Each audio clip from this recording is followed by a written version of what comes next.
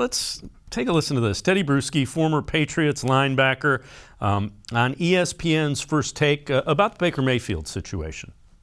His plans of trying to play somewhere else and demanding a trade or whatever he demanded obviously failed. The draft has come and gone. They did not respond to his demands immediately, so there he is, still there. Remember the Cleveland Browns. I say he goes back into the locker room. Just go back in there. It is highly likely that Deshaun Watson will face some type of suspension, and that is where Baker Mayfield can go increase his value to a lot of other NFL teams by making the most of a bad situation and showing, number one, that he is healed from his off-season surgery, and number two, he can still play capable football. That would be the best for Baker Mayfield's future, and that's when you start to put on your independent contractor hat. I know this is not my team. I know they don't want me here, but I got something due for me in my career down the road, and that's where I feel Baker Mayfield can go ahead and benefit himself by going back to the Cleveland Browns and playing some football. Quincy, I don't know that the Browns plan on playing him, but I certainly wouldn't release him if I was Andrew Berry. I think you will eventually get something for him. I hope.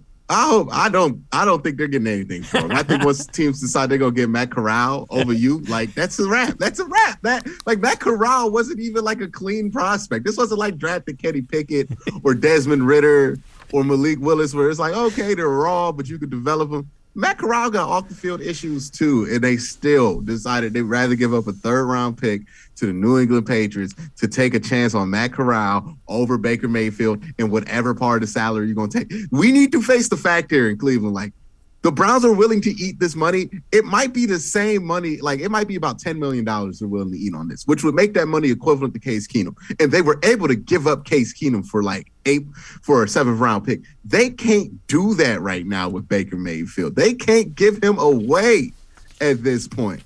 And look, sometimes you want to give up, you got to sell something and you got to sell it undervalued. It is not because you want to.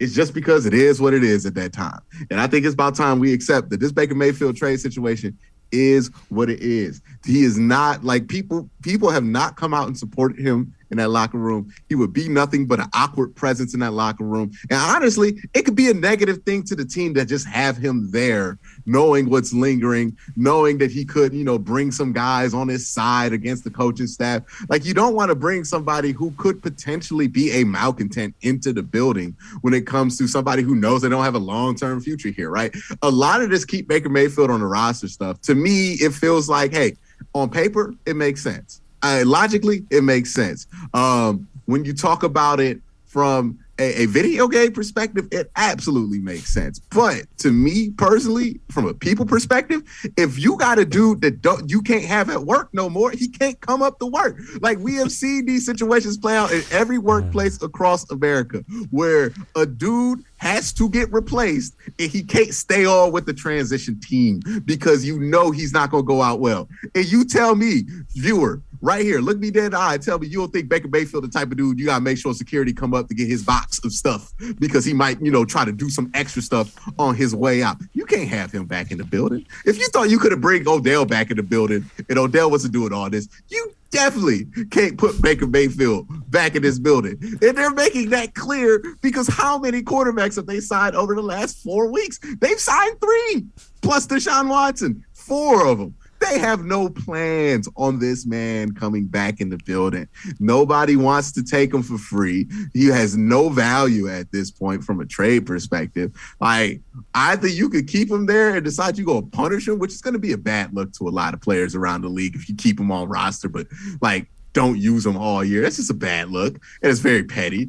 Or you could just release him, wipe your hands of it, take the L. It is what it is. Look, my first car ran great. Then I hit a deer and it couldn't turn on anymore and I had to scrap it for $200. You know what I mean? I didn't want to do that, but I had no other option, right? I wasn't going to get a new transmission for that car. Same thing with Baker Mayfield. Look, hey, it worked great for a little while. Then it hit a deer and then So you got to sell it to the junk man for $200 because you can't pay for the tow. It is what it is at that point, and you just got to let that thing go. You don't want that car sitting in your driveway for a whole year because you can't find nobody to give you $300 for the car. Just let it go at this point, right? So what good are we gonna get like a 2025 7th round pick for him? It's a wrap, man. It's a wrap. They're just gonna have to let it go.